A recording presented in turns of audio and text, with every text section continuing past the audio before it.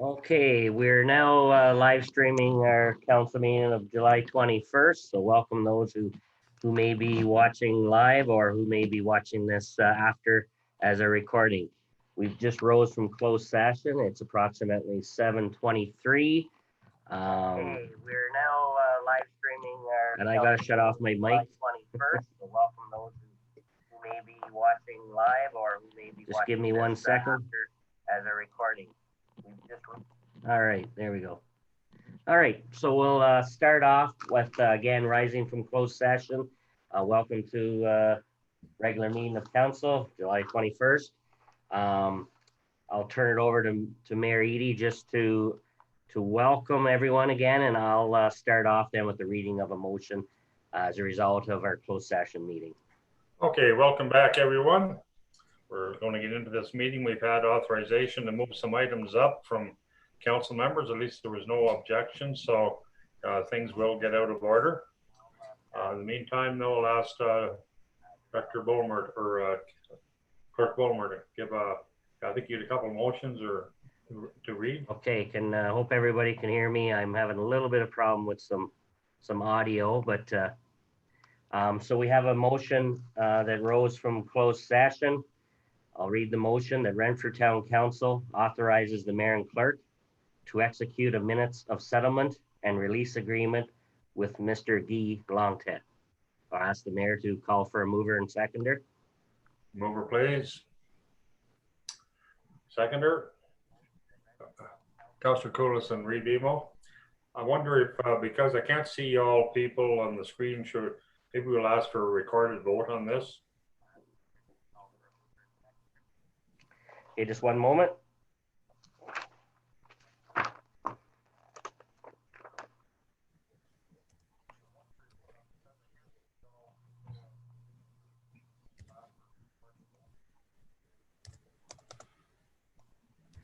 Okay. I'll just read the recorded vote now on that, the motion. Reeve Eamon. For. Councillor Koulis. For. Councillor Evans. You with us? Yeah, okay. In favor. Councillor Hines. In favor. Councillor Jemison. In favor. Councillor Sidney. In favor. Mayor Eady. In favor. Motion's passed. Carried. Okay, we can resume with the rest of the regular meeting, Mayor Eady. Okay. So we're moving on to basically the Sturt Street Highway project. And the first motion being read is the Director Aslin's report dated July the 16th, 2020, concerning the award of Sturt Street Highway 60 be received. Need a mover, please. Councillor Hines, second by Revimo. I will ask Director Aslin to give us a short report. Thank you very much, Mayor Eady and Council. The town has been working on a connecting link rehabilitation program, and we've completed the Highway 132, Highway 60, Veterans Memorial Boulevard, O'Brien, out to Gillen Road, and the latest is the Highway 60 downtown.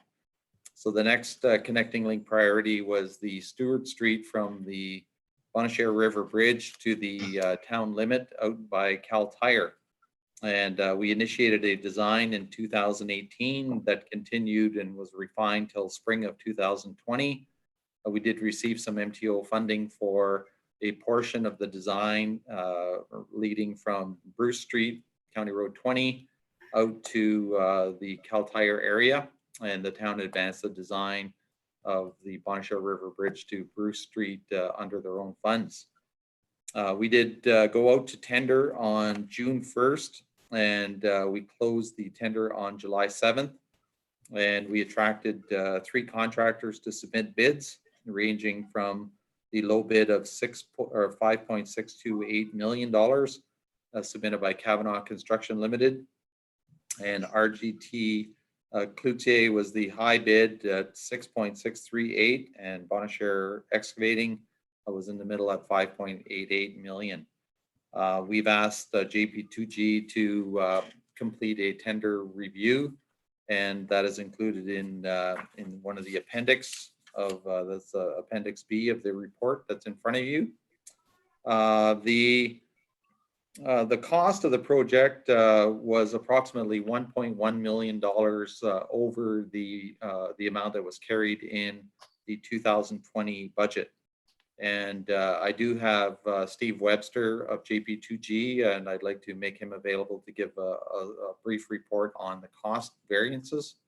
And I would ask him to come forth and provide that report.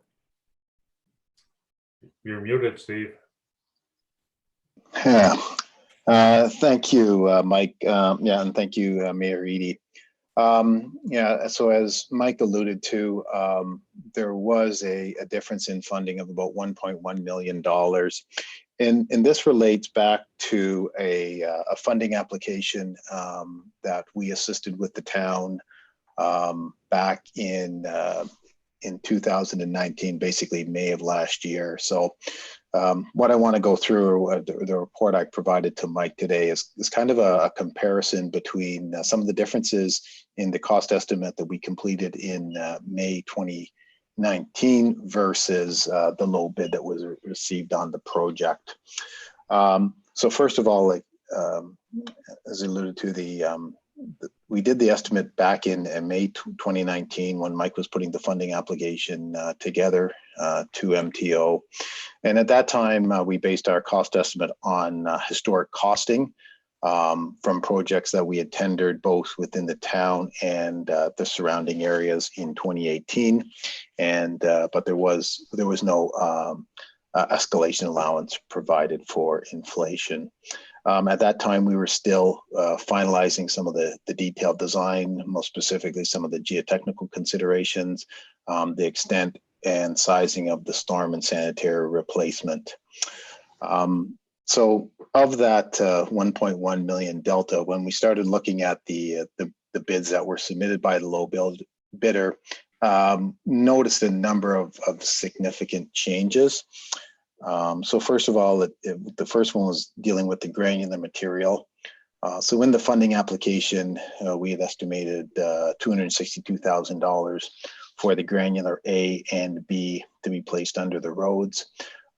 This was based on a similar scenario that we had just completed in the downtown project, where we were only placing the granular B, which is the lower level of the granular material, where we were doing trench excavations. There was also an area near the northern end of the project where there's an existing concrete road surface under the existing asphalt, and that was going to need to be replaced as well. Subsequent to completing that funding application, in discussions with Mike and his staff and our design staff, along with the geotechnical consultant, we started to have some concerns that there's potential, if we did do that strategy in this location, that we would lead to some reflective cracking in the new asphalt. The difference between Stewart Street and the downtown project is the downtown, the granulars had been recently replaced in 2000. So there we were dealing with the fairly new granular material, whereas on Stewart Street, we're actually not sure when the granular material had been replaced. As a result, at that time, a decision was made that we should revise the design to include the full replacement of the granular materials. So based on the low bidder submission, that results in an increase of $379,000, which is really a combination of both increased quantity material, but then also the unit rate that the contractor is submitting is higher than what we had estimated. Second item was sealing of the sidewalks. We did add in a provisional item for the sealing of the concrete sidewalks, and that was not included in the original funding application, and that was almost $75,000, $74,869. With regards to the concrete curbs, there was an increase there of about $44,900, and that strictly just related to the fact that the unit rate submitted by the contractor was higher than what we had estimated. Going on to the sanitary sewer, the pricing on the sanitary sewer is about $460,000 higher than what was in the funding application. A number of factors there. First of all, we did increase some of the pipe sizes from 300 to 375, which would account for potential or allow for future development, like provide more capacity in the sanitary sewer future residential development. We also looked at extending the reconstruction down the main sanitary outfall through Forgy Park along the Bonnechere River. There's been some issue, or there's configuration of the sanitary sewer in that area is a little challenging at the moment. So we're looking at trying to clean that up a little bit, and also to look at upsizing the pipes in that area for future development. Similarly, there's a section of existing pipe that we're now relining, wasn't included in the funding. And finally, the unit rates, basically the pricing for the sanitary sewer and the manhole installation was quite a bit higher. And specifically dealing with that, that is something that we've noticed in all of the tenders that we've closed this year, not only in the projects in the town of Renfrew, but also other surrounding municipalities, that we're finding that there's been a significant increase in sewer installation work this year. I have been speaking to some of the contractors who have bid on other projects, and they're basically attributing it to three things. One is additional safety requirements dealing with COVID, basically physical distancing and everything that contractors have to deal with now, as well as they're seeing a significant increase in materials associated with the pipe and the precast structure. Similarly, with the storm sewer, there was about $100,000 increase in price, again, from the funding application to now. And again, that's strictly all related to storm sewer and manholes. And again, it's kind of the same issue I just spoke about with the sanitary, about the pricing increase that we're seeing kind of across the board. We did sit down with Mike and his team today, and we do believe that there are some items that we could consider removing from the contractor scope of work that would not impact the overall project objective or design intent. So that'd be, first of all, removing the provisional item related to the sealing of the concrete sidewalk, curbs and sidewalk that I spoke about previously. Removing the requirement to install a new water main for looping purposes on the east side of Stewart Street from Health Village Lane to McAndrew. That work could still be done at a later date if it is ever required. Elimination of we had a sanitary main line and water main extension to provide a service to the second lot north of Mason Avenue. So as an alternative, we could at least right now just kind of scale that back and just put a sanitary and a water stub extending to the street line, and then that could again be extended at a future date if it needed. There's just a couple of I think 2 benches and a waste receptacle that we had planned along the sidewalk. We could eliminate those because those again could be installed at a later date. And we also did look at kind of a landscape feature down at Stewart Street, immediately adjacent to the bridge. And again, that could be eliminated. And I should say too, that was actually an item that was added that was not really in the original funding application. So if we looked at eliminating those items, that would save about $225,000. The other real significant reduction that could be done if the council desired to keep in line with the funding application would be look at the abandoning the upsizing of the sanitary sewer. So the vast majority of the costs associated with the upgrades to the sanitary sewer deal with basically providing additional capacity in the system for future residential and commercial growth in the town. So if the town wished, to eliminate that upsizing the sewers, we could probably save anywhere between $700,000 to $800,000. Obviously, the consequences of that decision would have a significant impact on any future development opportunities within this area of the town. So, if town wishes to pursue any of these cost-saving items, we would start having, subject to the tender being awarded, we could then start having discussions with the low bidder on the preparation of a change order to adjust the contract value.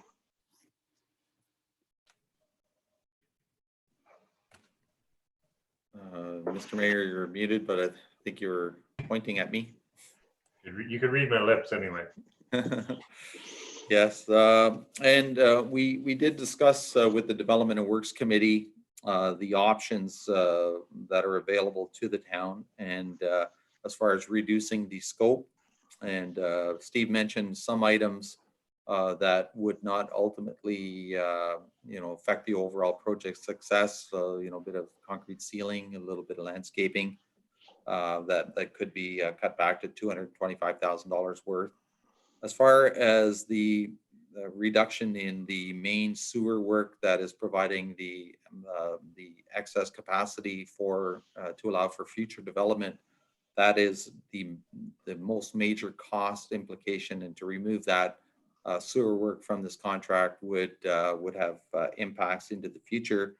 And if I can summarize the Development of Works Committee's comments were that they would prefer if that remained in the contract as opposed to requiring additional main sanitary trunk line work anywhere near this project in the future. And we did have one developer in the general area that was pursuing development in the land, but he had sort of sold the land to another partner, and we haven't had any applications since.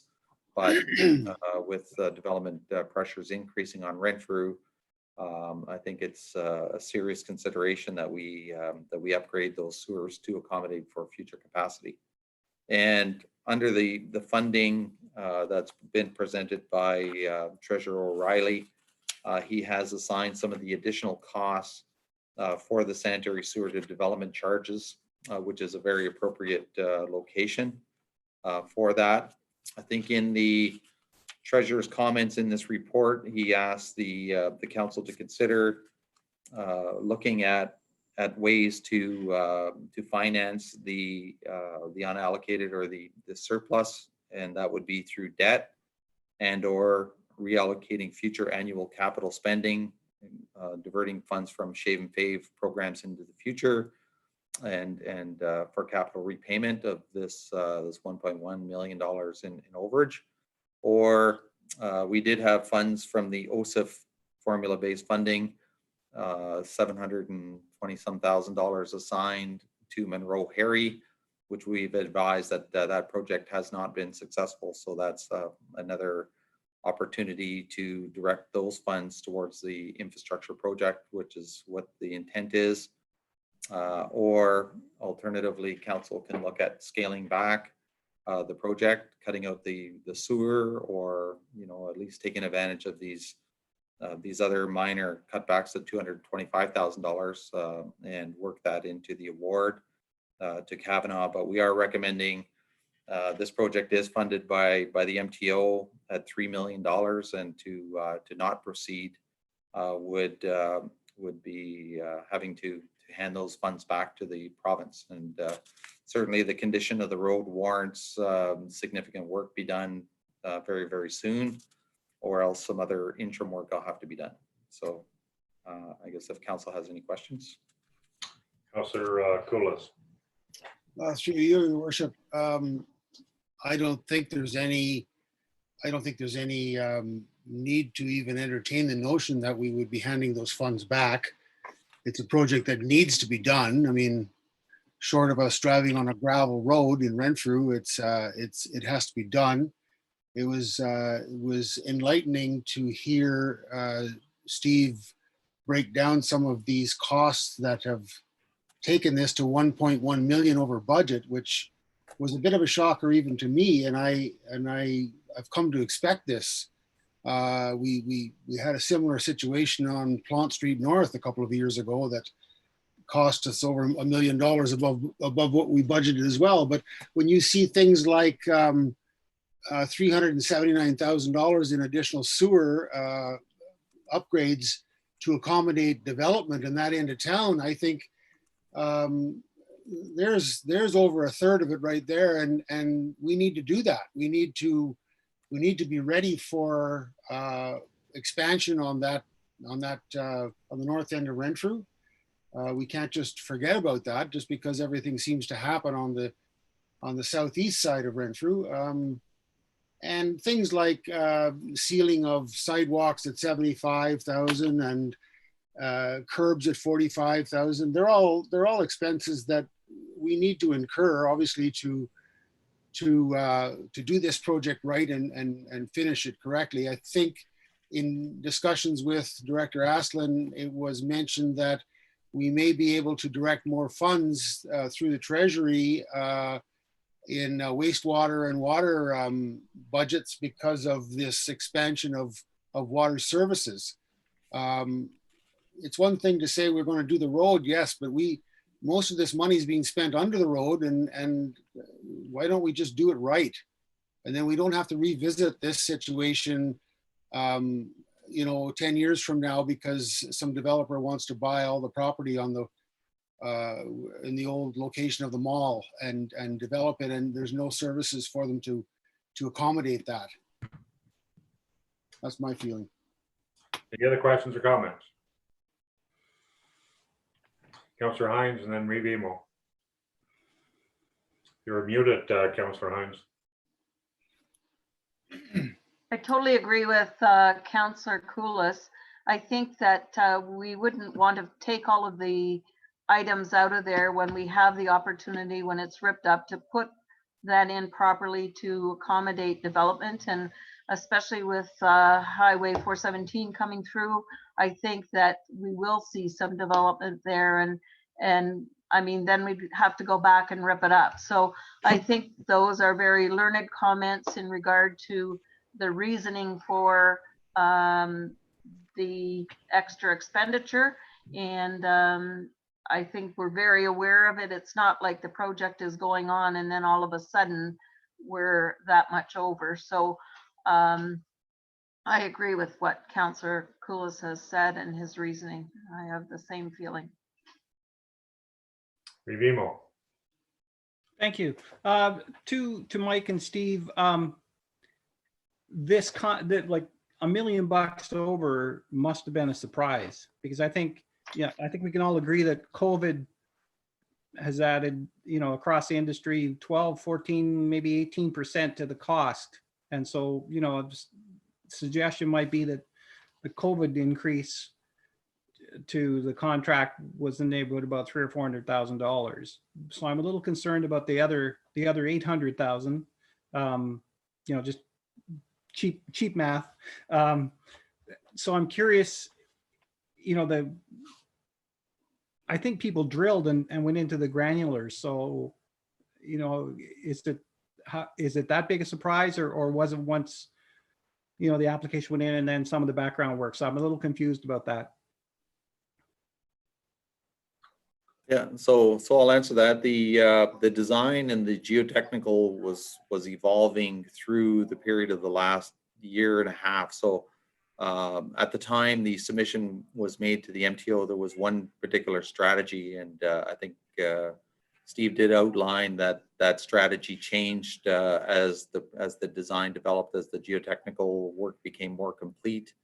As far as how much we could rely on the existing granulars under the road.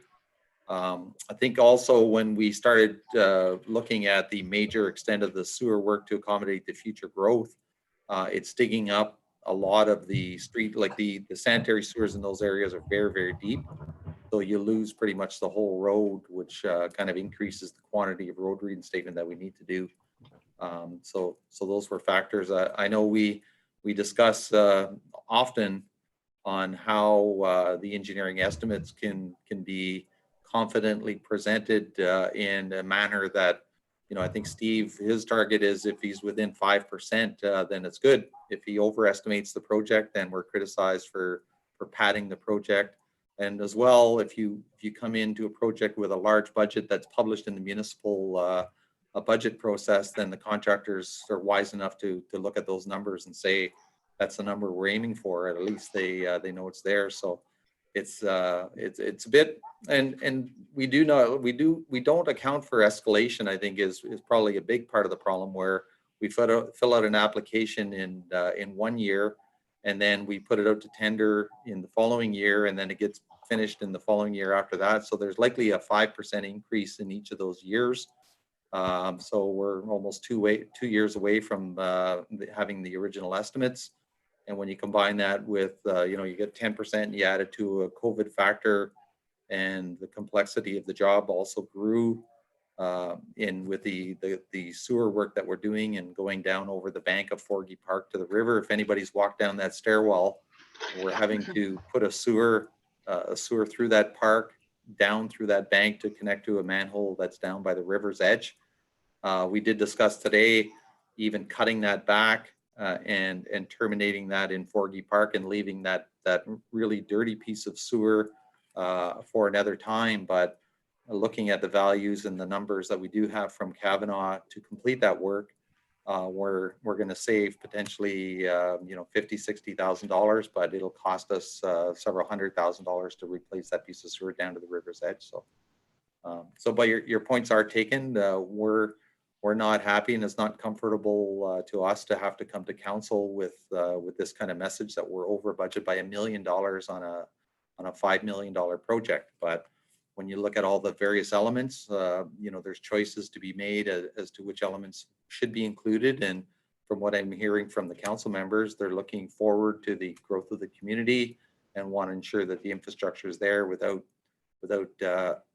detracting from having to dig up that same road twice, which is a key factor. I think from our asset management today, we're trying to renew that asset with the proper structure such that it can endure that entire life cycle. It should be a 30-year, 40-year road, and with the odd overlay, as opposed to we overlaid that section of road less than 10 years ago, and it doesn't show. It's severely deteriorated. It's at the end of its life. So if you keep doing shave and paves on it, it's not going to last long. We're going to keep spending more and more money on it. So we're trying to get to the roads to the state that they're built properly and that they can start on a reasonable life cycle with reduced maintenance costs.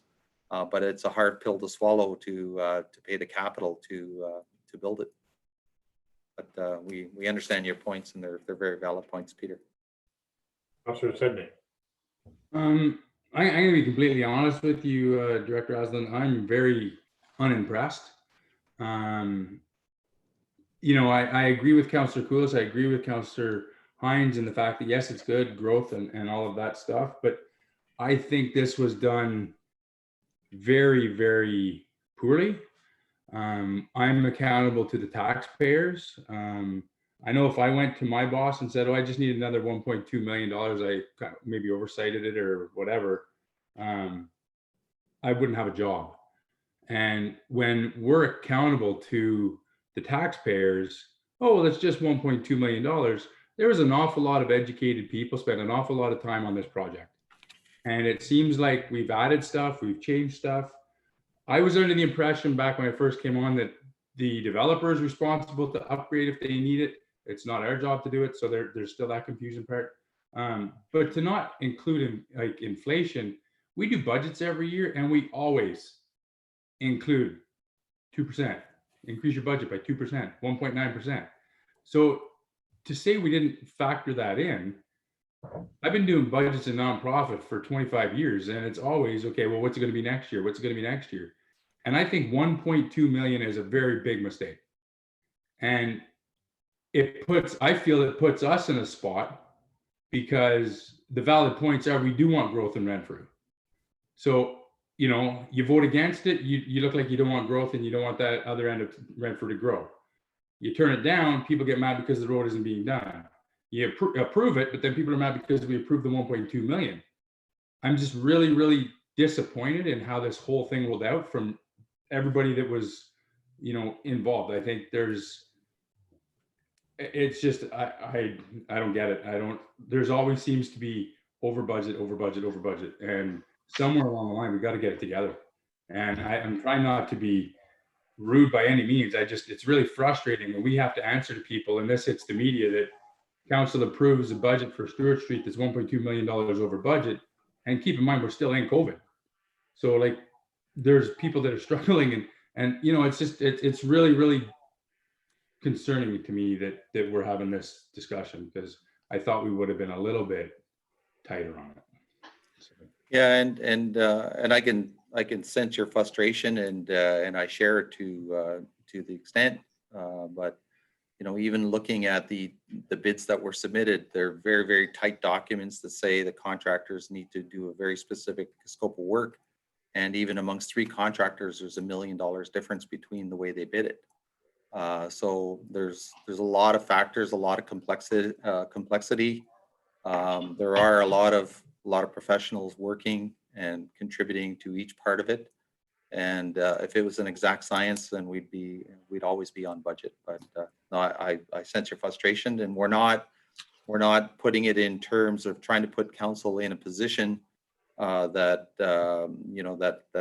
sort of presents them as not being supportive of development. I think we're saying, the construction cost as per the tender is the actual cost of doing the work that we've asked for. So it's either we've asked for too much for that value of money, or maybe our standard, we're asking for a road project that is built to a certain standard, and we think it's the appropriate standard and the standard that's appropriate for the future, and that will last. But you can build a road many different ways, and I'd say we're building it to proper standards, and and yes, the cost is different, and it's not easy. Councillor Hines? I hear Councillor Sidney's frustration, but I must say that I am pleased that this is coming before us at council, before the construction starts and goes on, and then we have to make these decisions either after it's done or in the middle of it. I think what's before us today is to make that decision. Is it a learn it decision that we take out all of those things and save that money? That's an option. Or is it a learn it decision that we have a reason to put those in to look after growth that some of us see that are positive that is coming. And I have to appreciate that this is coming before us at this moment, and that Councillor Aslin and Steve and the Development Works Committee have laid this on the table before us to say, look, we're not going ahead with it until you as council make that decision. And I'm pleased to be in that position, that we are making that decision, that it's not already done and we're scrambling around trying to find the money when we have some plans here of how we might look after it. So I understand what you're saying, but we're also responsible to the citizens of Renfrew to make those best decisions. And I think it comes from the presentation we had in regard to asset management. And we can roll this either way. I mean, we can roll it out and save that money and go with what we originally said, or we can make the decision to add this in and go with it now. So I think that's the decisions that's before council, and I don't feel slighted at all that it's coming before us at this time. I rather it now than when the project is already done and we have to find the money, or in the middle of it and we're struggling around of what we're going to leave in or out. Revimo and then Councillor Sidney. Yeah, just back to the comments about development and oversizing. I'm curious, I recognize using some of the development charges money. I wonder, is there a strategy where we can apply a localized development charge to future development out in that core? Because the supposed Mason project or possible Mason project, I can't remember. I was trying to find my notes, how many lots. But I note that we used that strategy with the O'Brien Road stuff, where we went ahead and plunked in the wastewater, and then the lot owners, and as we sold some of the lots, the costs were apportioned to them, and as some of the lots have changed hands, the costs were apportioned to them. So if, for the sake of argument, there are 400 lots or 500 lots going to be developed out there, then that 800,000, some of it could be apportioned to those lots that, at $3,000 a piece or $3,200 as a localized development charge for future. Is that a consideration? Because I think we have to be innovative. I'm not really too keen on reaching out and grabbing that 700,000 that's headed towards Harry Street, but I'm also not too interested in adding a tax increase for this. So I'm really looking for some innovation on trying to fund the deficit. Yes, and to speak to your question about development charges, we did only have we've done the O'Brien Road sewer project, which was good. There were just very few identifiable benefiting properties there, and it was easy to do. The only other area specific development charge we've ever done was in the northwest or the northeast service area out by the highway, Witten Road area.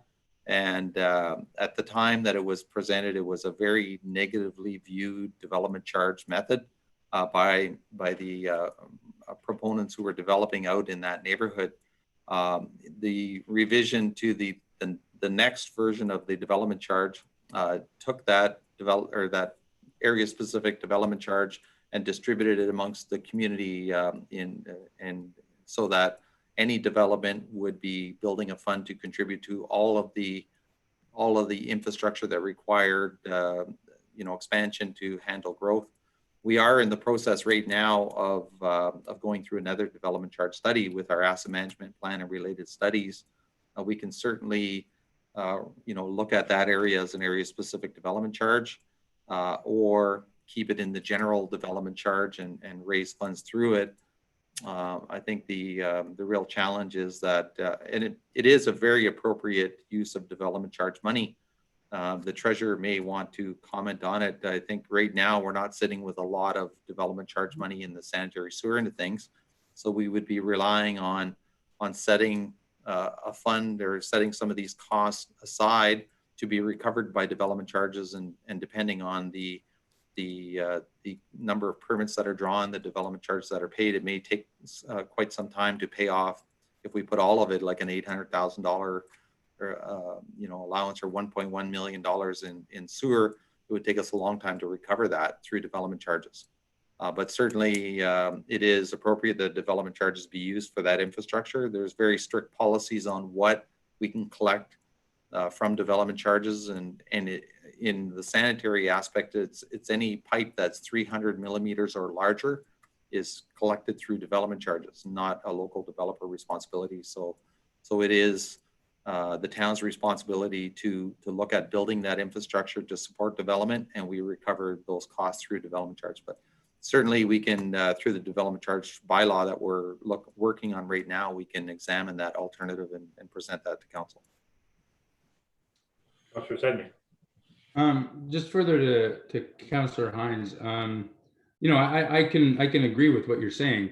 My point is more to the point of, it's not because of COVID that it's $1.2 million above budget. My point is that the forethought, the planning, to me, seemed to be the issue. We were told one thing, and then now we're doing bigger stuff, we're adding stuff, and now we're getting the surprise of the 1.2 million. If we had have done the actual homework and looked at what we really needed at the beginning, maybe we'd only be hearing we need $250,000, which is a little bit easier to swallow than 1.2 million. So mine reflects more onto the planning process and making sure that we do our homework properly and making sure that we do look at what we need, making sure are we follow, is there a rule that says the developer's supposed to upgrade their services if they need it? Because I'm under the belief there is, and I could be totally wrong. But those are the things that are concerning me. It's not the fact that, I'm not debating the fact whether or not the town needs to be, prepared for growth. I'm all for that. I don't like these $1.2 million oopses. Like if we're planning this ahead of time between the engineering companies and your department and yourself, you guys should know what we need. And that's more of my point, is that it's not the fact of whether we need it or not. Anybody that wants to walk, bike, stroll, push a cart, drive a wheelchair, drive a car down Stewart Street knows it needs to be done. Anybody that's trying to turn to go onto Bruce Street 8 o'clock in the morning when there's Tim Hortons there knows it needs to be done. My point is that a $1.2 million over budget cannot be blamed on COVID, and there's something that's missing there. And that I just want to make sure that we do it better in the future. That's all. That's a lot of money for a municipality of 8,300 people. So, that's my point. I don't like being, getting your agenda and say, okay, well, yeah, it's 1.2 million over budget. Oops. I don't like that. So Yes, and I would like to see it done more,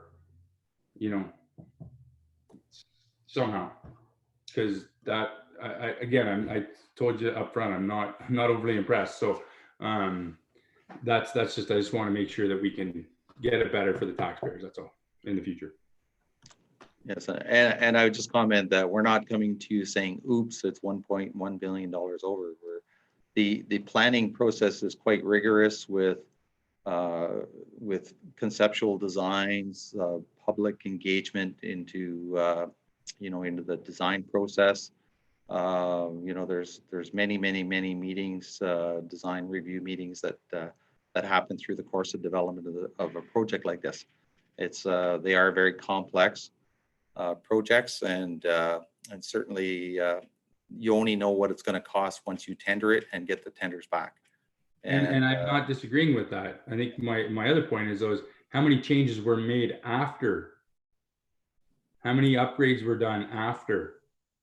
Those are the things, right? Yes, and those decisions, we could go back into Development Works Committee minutes, and a lot of those decisions were made at the time through committees to get feedback from the committees at various stages of the project. So yeah, but anyway, well, I can understand that we'd all love it to be perfect, and we've engaged professionals to give us the best advice possible, and we put out the tenders, which are very, very complete.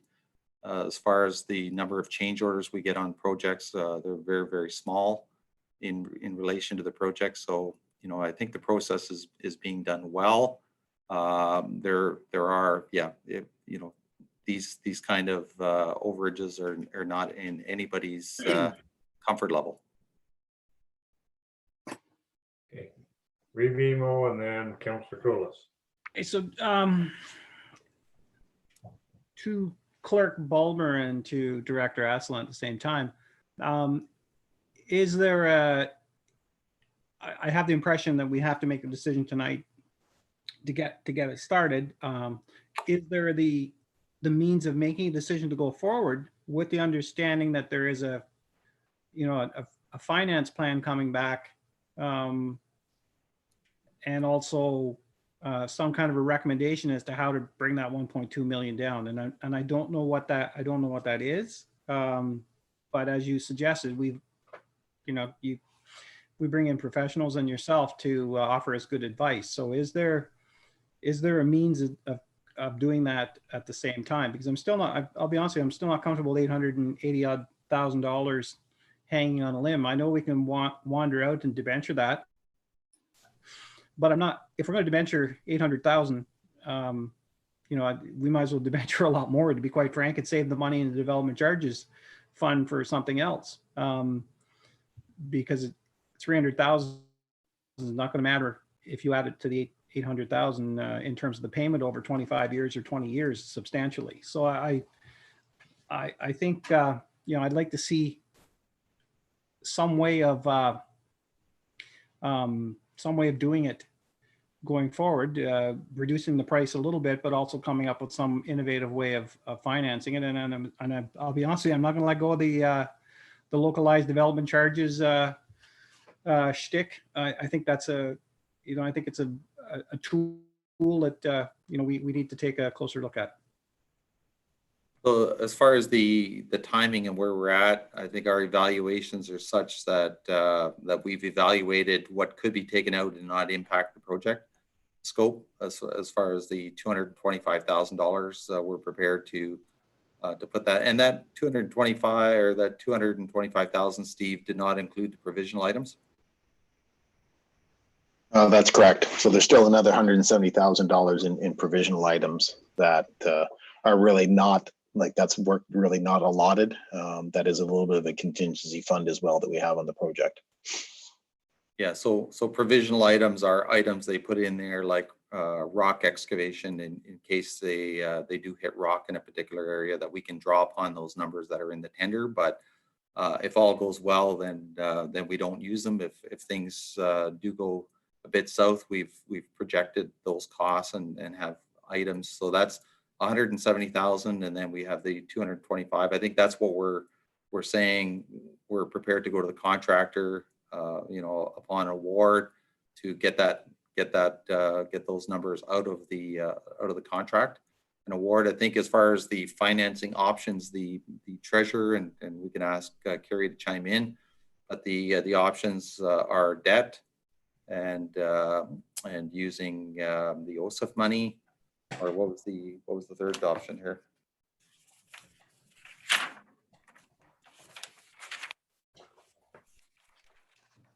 Or reallocating future annual capital spending. So those are the options that the treasurer has presented as far as the difference.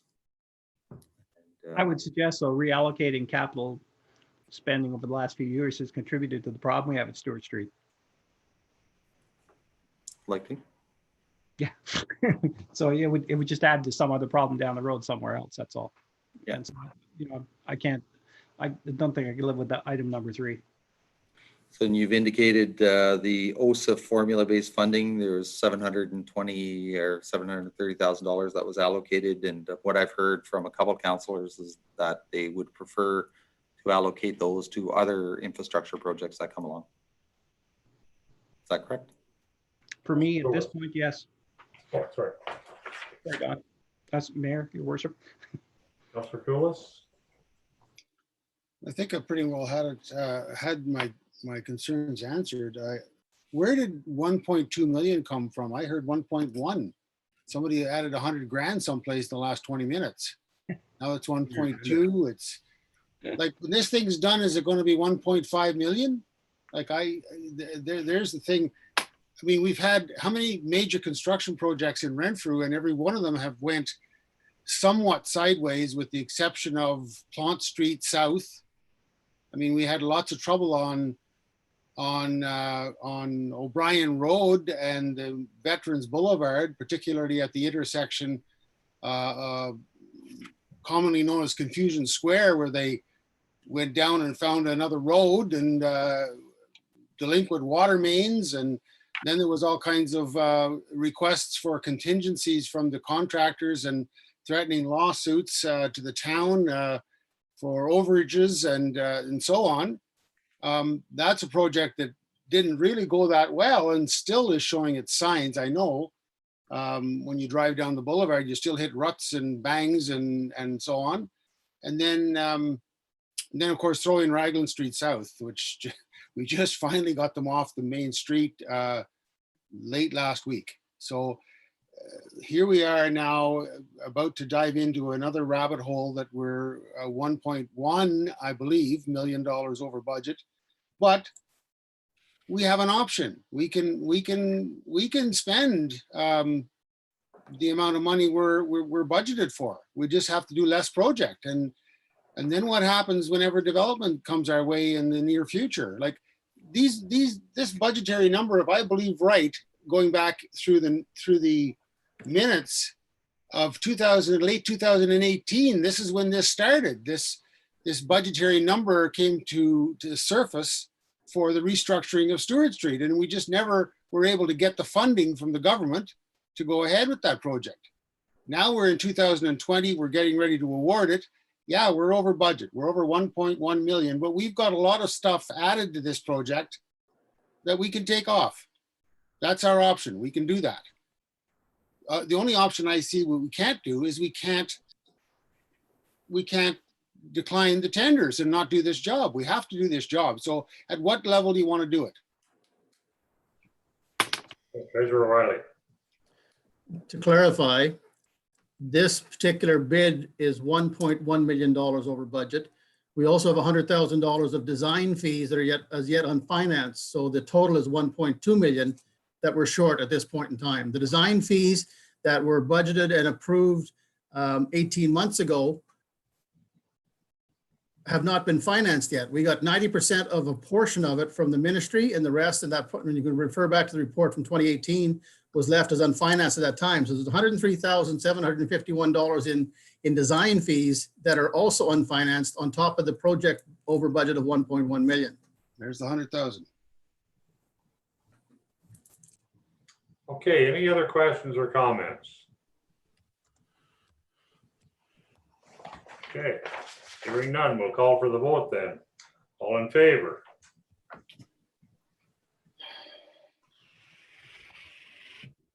So this vote was to receive the report, just to clarify. Sorry? Just to clarify, this vote is to receive the report. Exactly, yeah. Okay, we'll start over again. All in favor?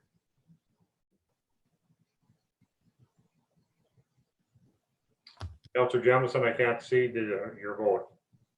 Yeah, I'm in favor. Okay, carried then. Okay, we'll finish this Stewart Street off right now. The bylaw 50-2020 being a bylaw to award the reconstruction of Stewart Street Highway 60 project to Kavanaugh Construction Limited be read a first time and deemed to have been read a second time. Mover, please. Councillor Evans, seconded by Councillor Koulis. Okay, again, any questions or comments? Vivimo. Yeah, just back to Clerk Bulmer. Is there a means of approving this with the understanding that we're going to get a second crack at it? And then secondly, does the contractor allow or would accommodate change orders, and is it going to be done without costing us money? So I'll answer the first part, Mike, perhaps you can answer the second part. The first part would be quite difficult to award on a condition of a successful outcome to a financing plan. You know, there would be no opportunity to get going, if you will, and it could be several months. I'm thinking of the development charges process that we're currently underway with. I might suggest that we would pass the necessary bylaws tonight to, you know, let the project commence. Perhaps the finance committee or our council as a whole could look at I guess a resolution that would be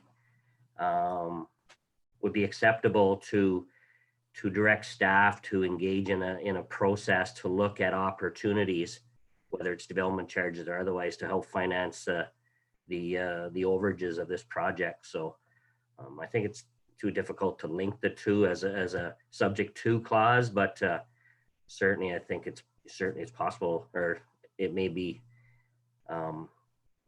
more, I guess, a better course of action to provide that direction as a separate and standalone item.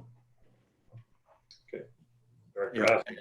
On the ability for the town to speak to Kavanaugh, we have been in contact with them, and not knowing the specific change that we're proposing to make, the $225,000 deletions that we've identified in Steve Webster's report is something it's pretty much item by item. Like we have quantities and we have items, so we're just doing fewer of these items, fewer of those. So So Kavanaugh indicated that they were quite willing to work with us to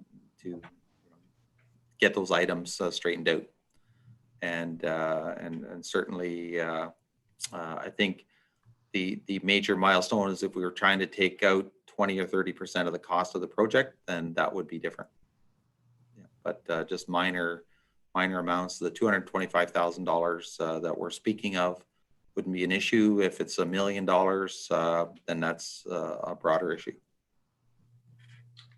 Okay, any other questions or comments?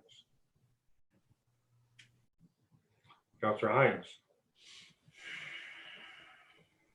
You're muted. you're muted, Councillor Hines. Sorry about that. Just looking at this report again and reading over the committee comments, and is there an opportunity to send this back and deal with it at the next council meeting so that we have a clear understanding about what's in, what's out, and what we'd like in or out, and such as the elimination of the trunk sanitary sewer replacement that increases capacity. That's one of the comments that came out of the Development and Works Committee. Now, I don't know how far it went after that, but I mean, I'd like a clear understanding about what everybody wants in or wants out. And this is our time to decide that. And I don't think it's haphazardly as accepting the report and hoping we can talk about it or find the money. I just, you know, I think that we need to know exactly what's in there, what's out, and make those decisions. So, you know, maybe that's a little more to this report in regard to the alternatives and what the last number would look like. So I don't know if that's a possibility. Maybe I send that to you, Mike, or to Kim, to the clerk, or to Director Aslin. So Steve is online. What's the validity period of the tender? I believe it's 30 days. Just give me a second here. Okay.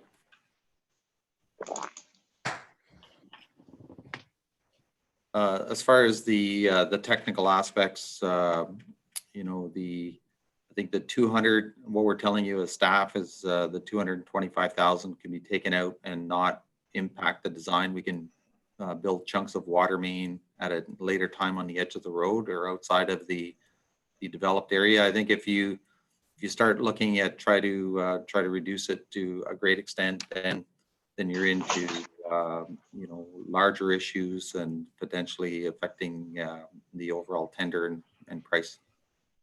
So the $225,000 items would not affect the tender at this time?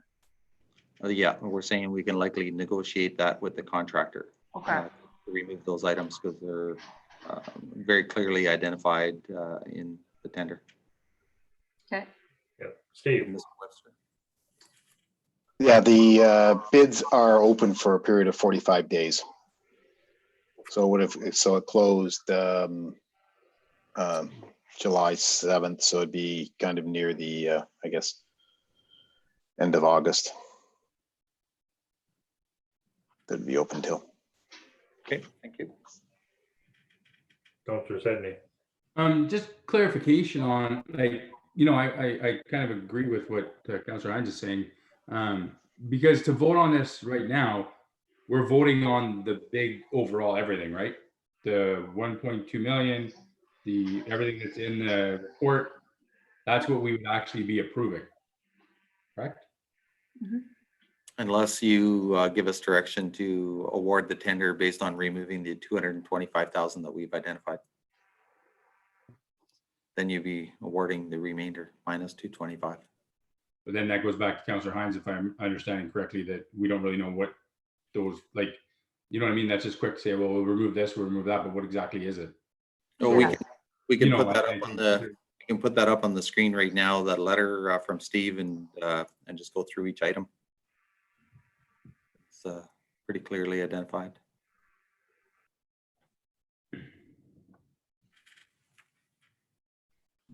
Okay, so this is the report that Steve had given. So, so do you want to run through that, Steve, or does council want us to run through it? Actually, Mike, can I just ask a question so that maybe we don't have to go through the whole thing? Sure.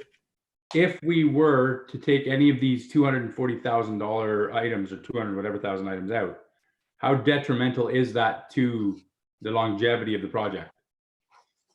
Well, we're saying the items that we're removing are the items like the concrete sidewalk ceiling, which we've never done, but it was a measure that was included in the tender to try to alleviate the concerns that we've been having with spalling in the sidewalks.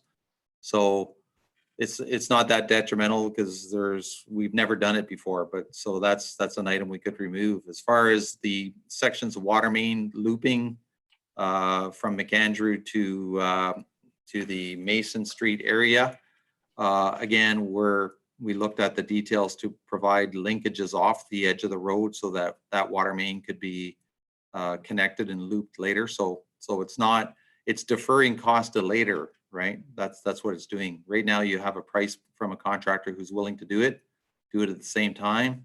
And if we don't do it now, then in the future, we may have to initiate a separate project to do that. And you may end up paying higher prices later on. But it's something that can be removed without detriment to the project, the $225,000.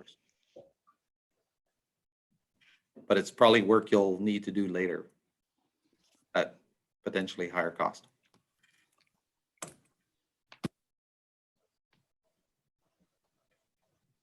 Okay, you can take that down if you wish, so we can see everybody. I appreciate that.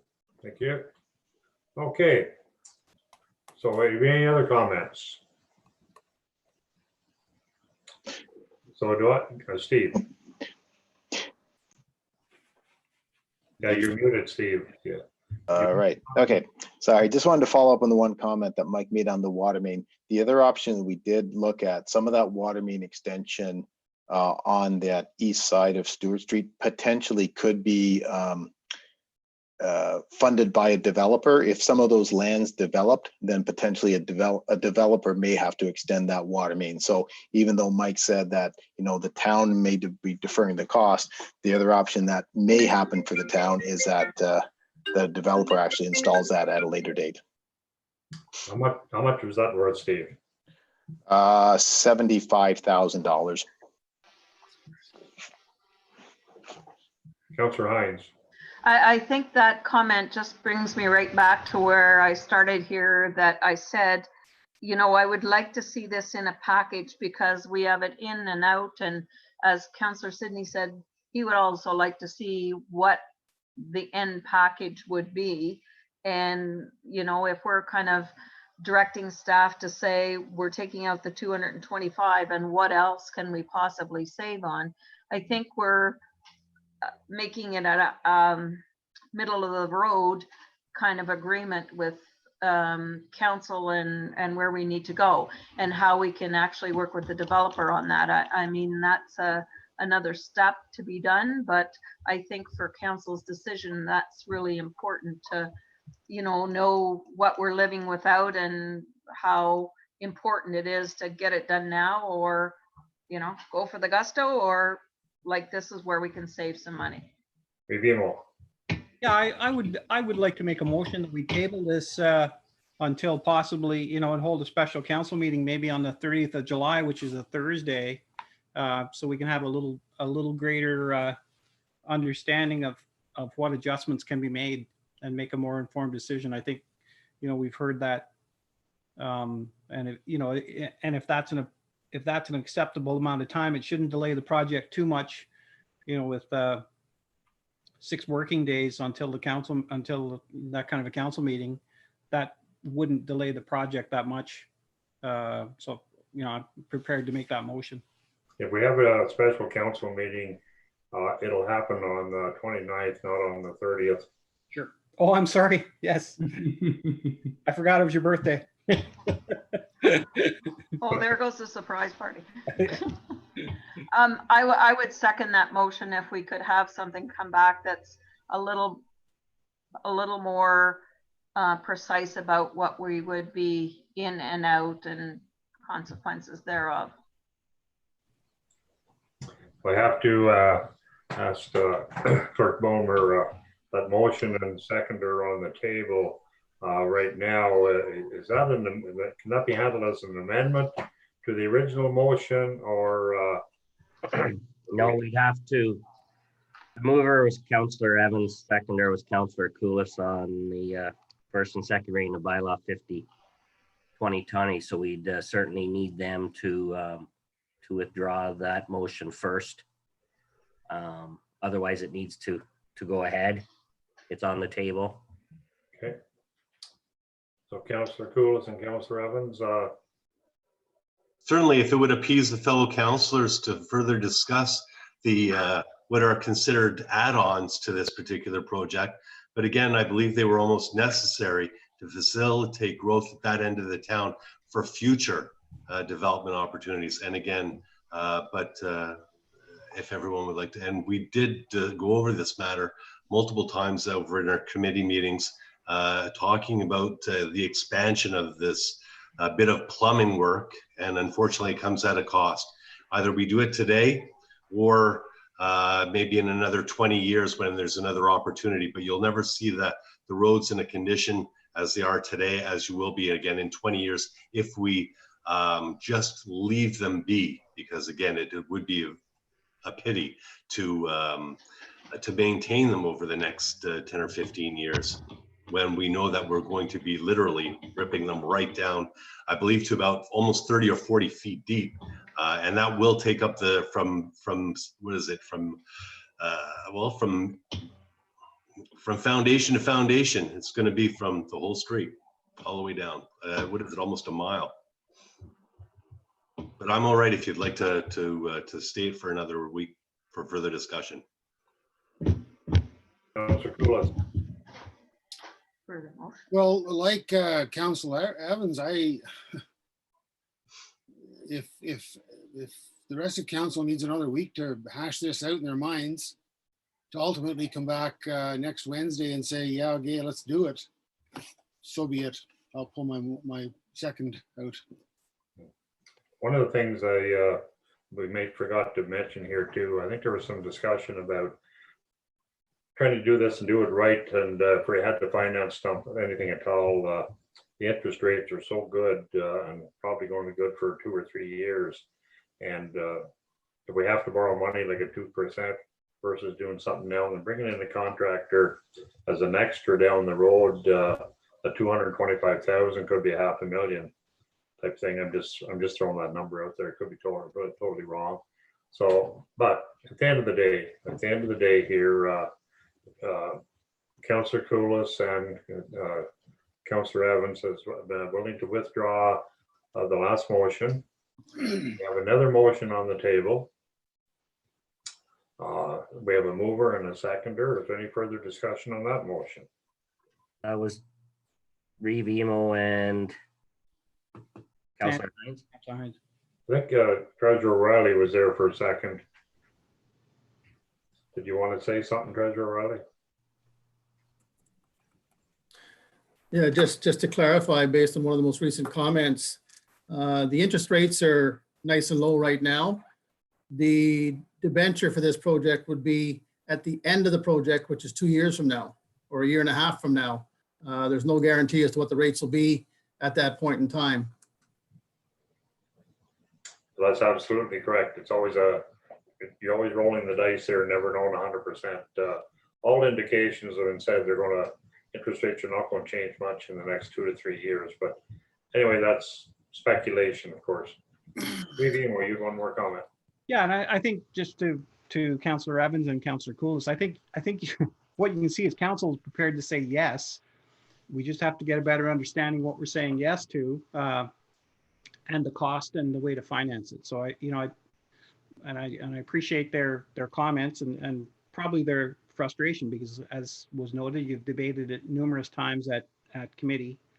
And one of the more interesting comments we just heard was the ability to do some kind of a stub. So I'm curious about what that means. So I look forward to something coming back. Okay. So the motion would read that the matter regarding the award of the Stewart Street Highway 60 project be tabled and move forward to a special meeting of council. So anything that's lacking, I want to make sure that staff have an adequate understanding of what the direction is to bring back. Is it a reforecasted, pared down as much as possible project? I just, because I'm a little confused at what the actual direction to bring back, so we don't, we don't repeat, I guess, again next week.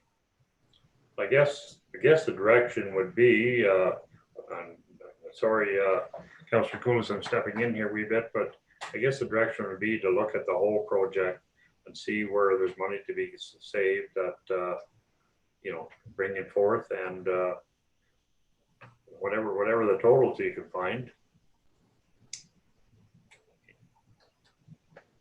Is that clear enough, Director Asselin? That's pretty broad.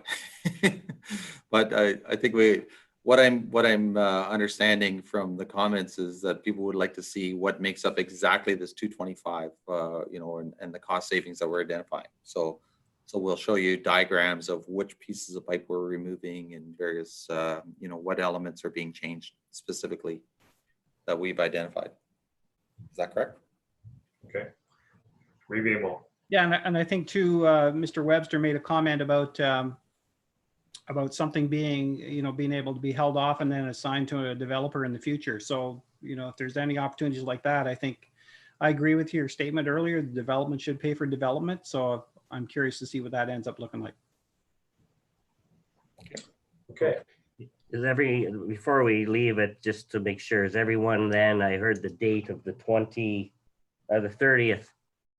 Or was that the 29th?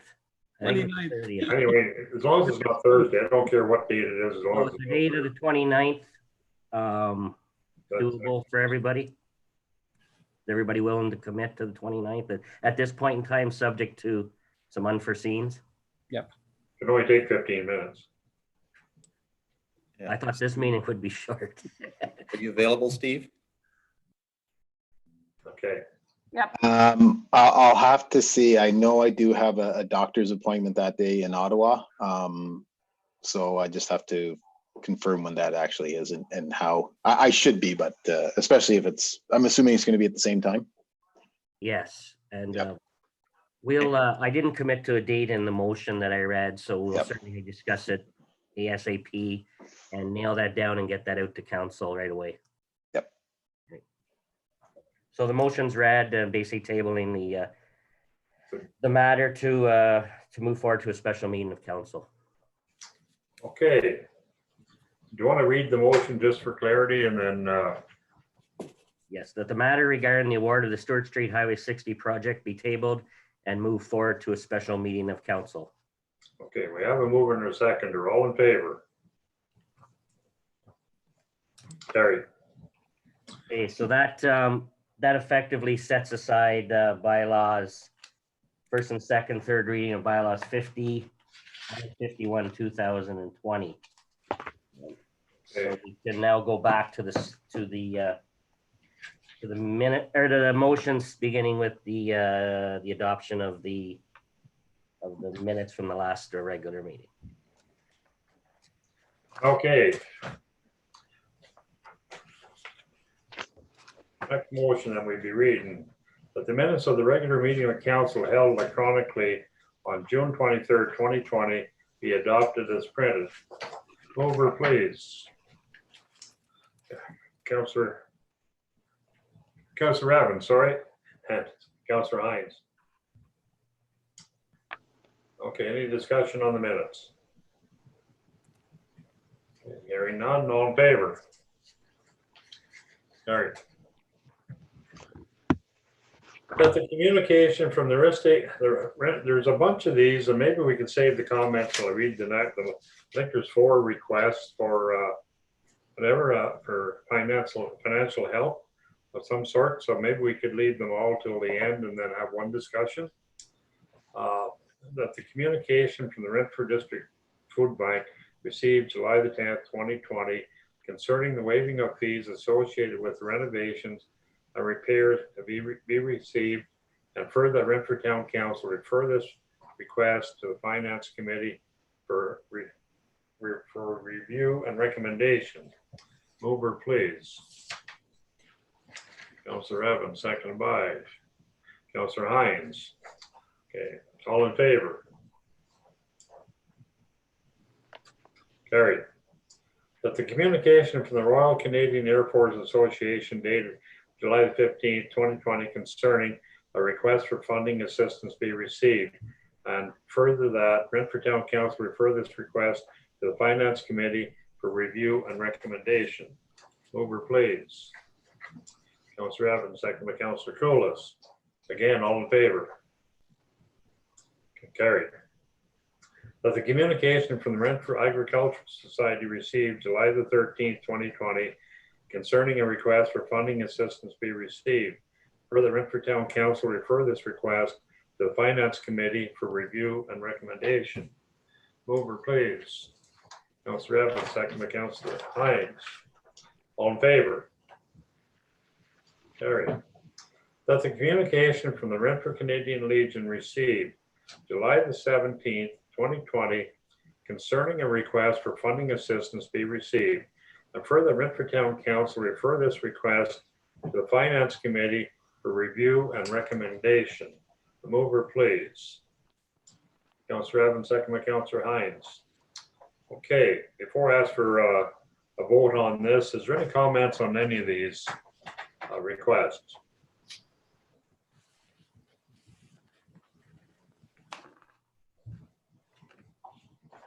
None at all? Okay. Then all in favor? Carried.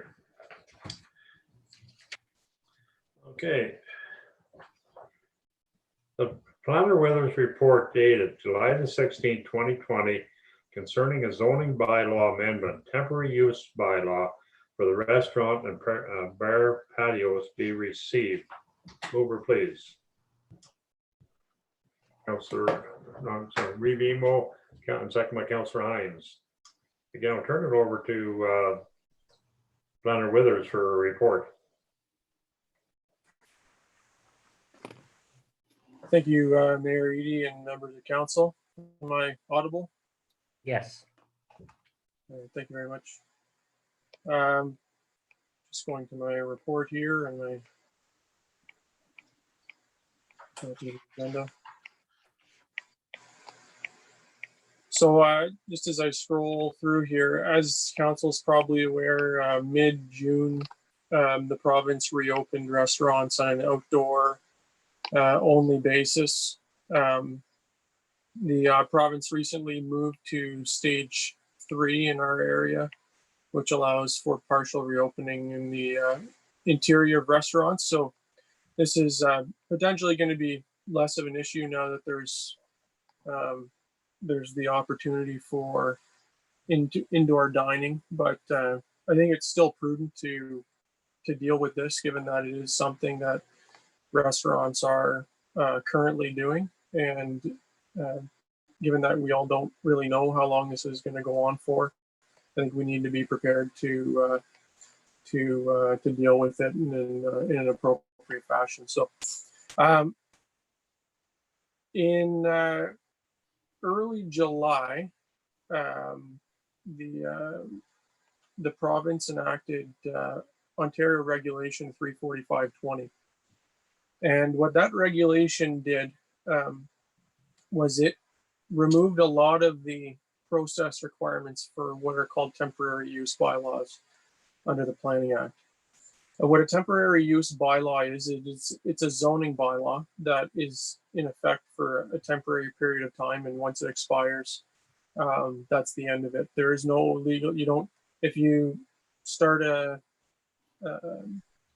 use under that bylaw, you don't then gain a legal non-conforming status when it expires. It just expires, and you have to stop using it in accordance with using property in accordance with the bylaw.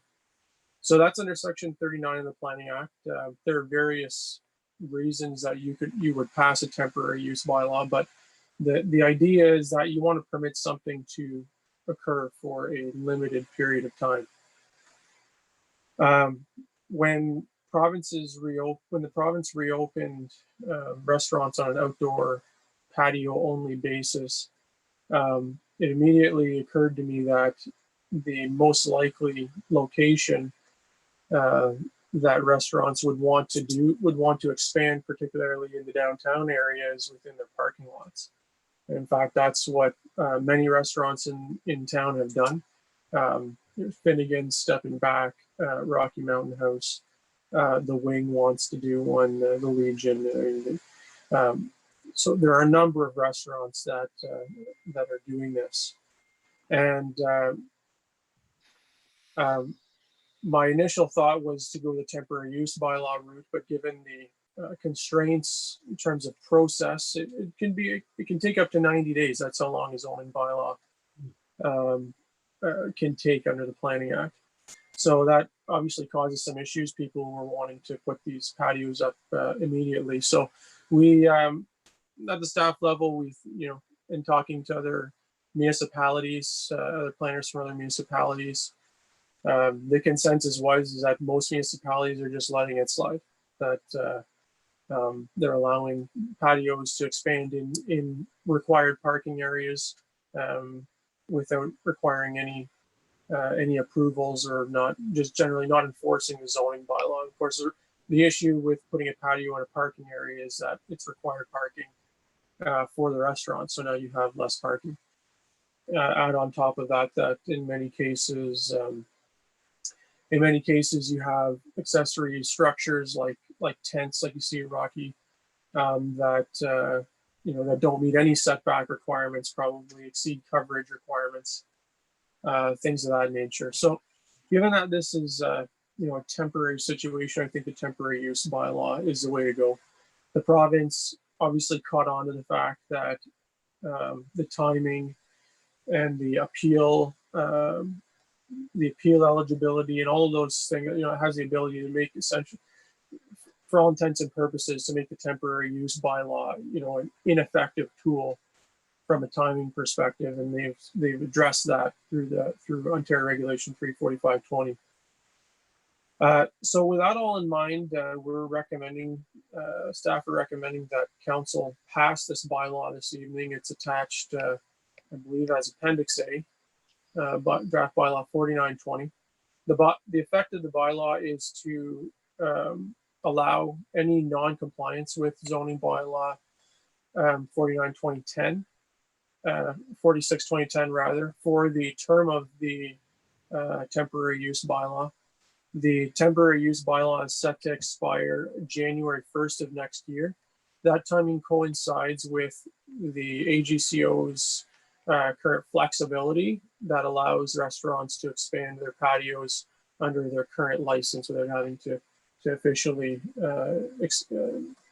amend their license to include any expanded patio in the current circumstances. So we've kind of coordinated it with that timing, and if the AGCO decides to extend their timing, the town can consider extending the period of the temporary use bylaw at that time. But we think, for the time being, January 1 of next year is an appropriate expiry date. It obviously covers New Year's. I guess a couple other things to add is that the permission for expanding a patio within the parking area, we'd still like to see a bit of, don't want it to be a complete free-for-all. So we like to see submission of a site plan to the satisfaction of the town, and establishment of the patio in accordance with that site plan. We'd like to potentially see, as appropriate, owners entering into any agreements or memorandums of understanding as might be required. We've got a draft attached as Appendix C. I've essentially just poached some other MOUs that we've used for other matters like road widenings and things like that, and revised it to make it more appropriate for a temporary patio. Certainly happy to receive any comments on that. But we anticipate that these will be executed at the staff level, just given the fact, again, just to be time sensitive, try to be as efficient as possible with this. And then I've attached the regulation as Appendix B for anyone that might be interested. So with that all being said, I believe that those are my comments on this matter, and I'm happy to answer any questions council might have.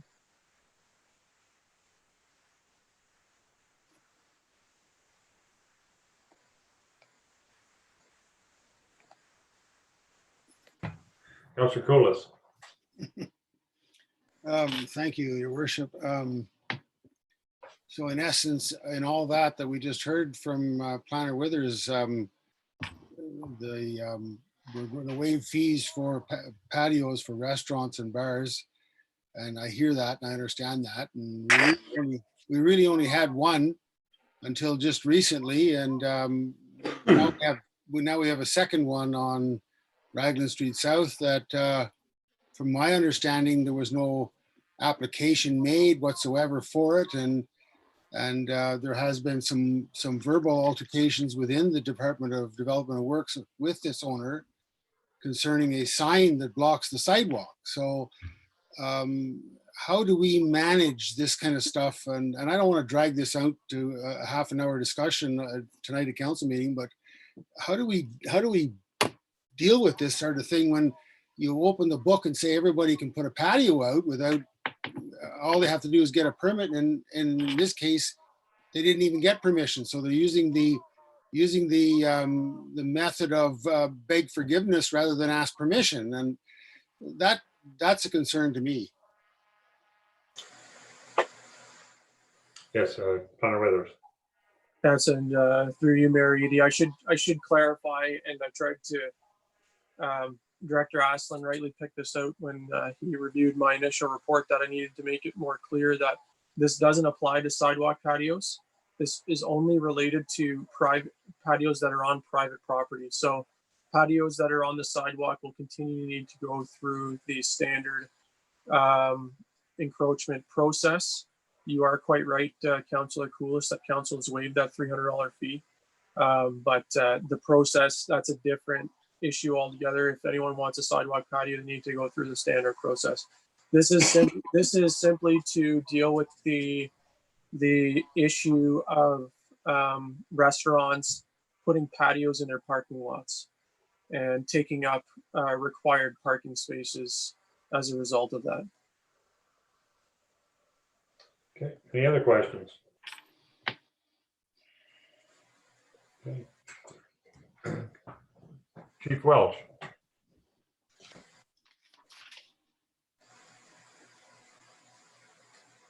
You're not muted, but we can't hear you.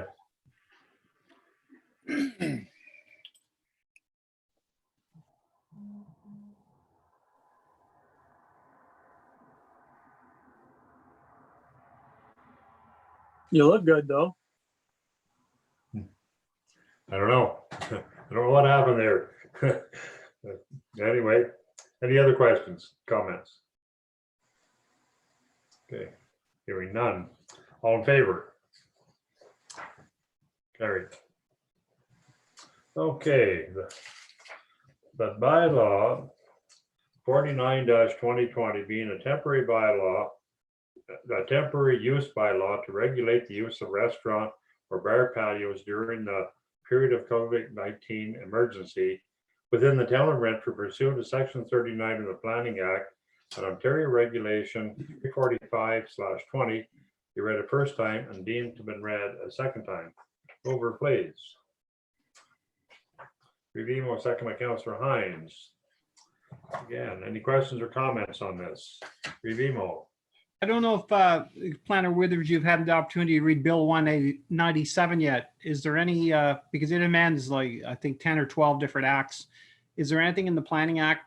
Because I recall that the government is giving themselves emergency powers for a little longer. Is there anything in 197 that makes this a moot point or will bring us back again to it? Through you, Mary, I'd have to go through it. It was brought to my attention that the province passed that, I think, a week ago, if I'm not mistaken, but I haven't had a chance to go through it yet. I mean, changing bills like we change our shirt at the provincial level lately, so it's yeah. My first look through it, I didn't see anything, but it got royal assent this morning and I had a quick look at it this afternoon. Thank you. I'll take a look at it. Yeah, and I don't think it does either. I had a quick look and I don't believe so, but Okay, any other questions? Okay, hearing none. All in favor? Carried.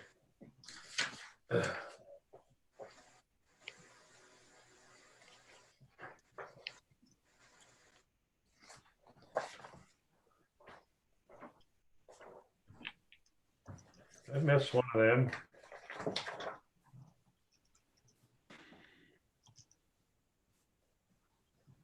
Yeah, I think I have to do the one, that was the first and second reading, right?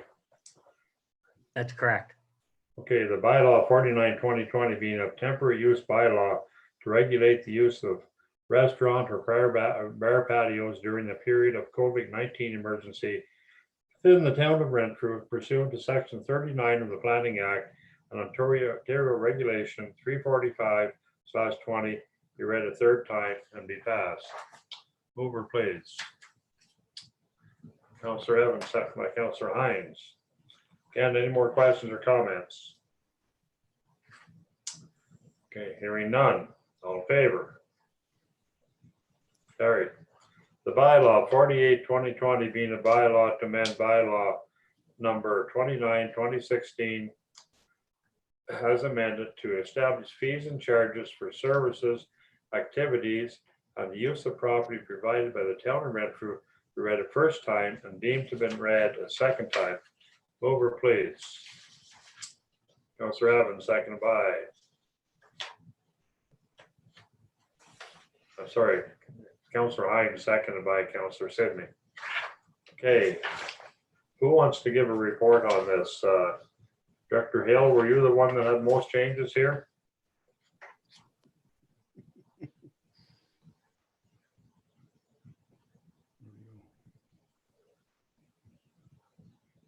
I know that, you know, the changes that we Parks and Rec have on an annual basis, you know, we're looking at minimal changes to our ball diamond and soccer field rentals.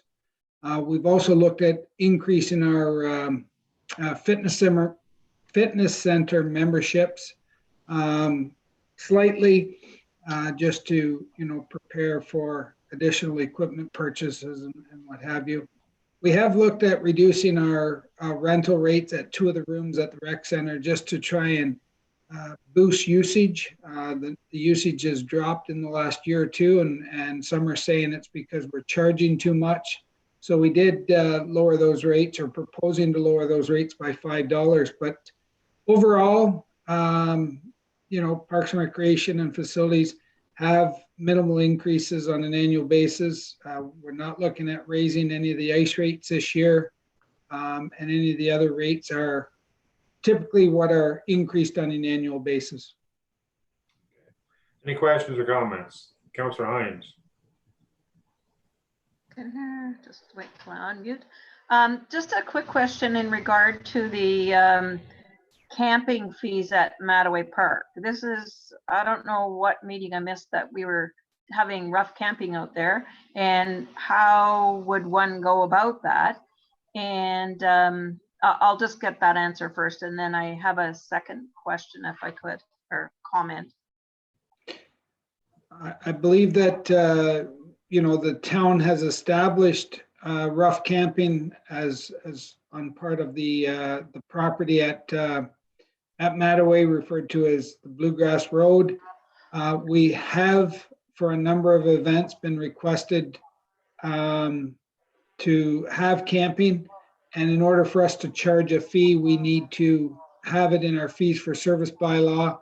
And I believe that the $10 charge, I would have to be corrected by Mike or Arlene, is what was charged at the last Bluegrass event. Okay, I'm good with that. I just didn't know like that you could like go out there and free camp. Not that I'm going to be doing that, but I didn't realize that was something that folks could do that are passing through town. You know, like I assume then the tourist booth would be saying that if they were open. Yeah. That's correct. Anyway, my other comment is in regard to just to let you know that today at the fire meeting, we did have a request to reduce or waive the fee of $100 for the burning permit.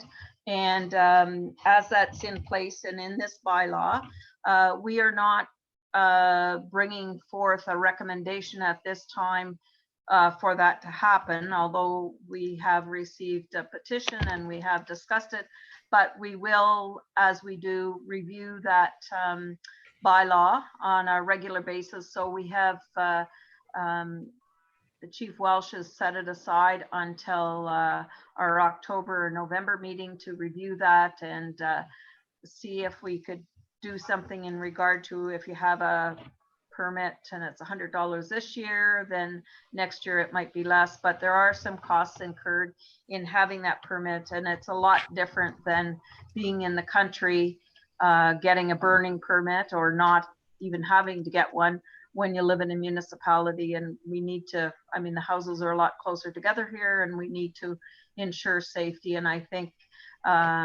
that's prudent that we do that. And that was how it came forward from the chief when we brought that forward to council when we put this in place last year.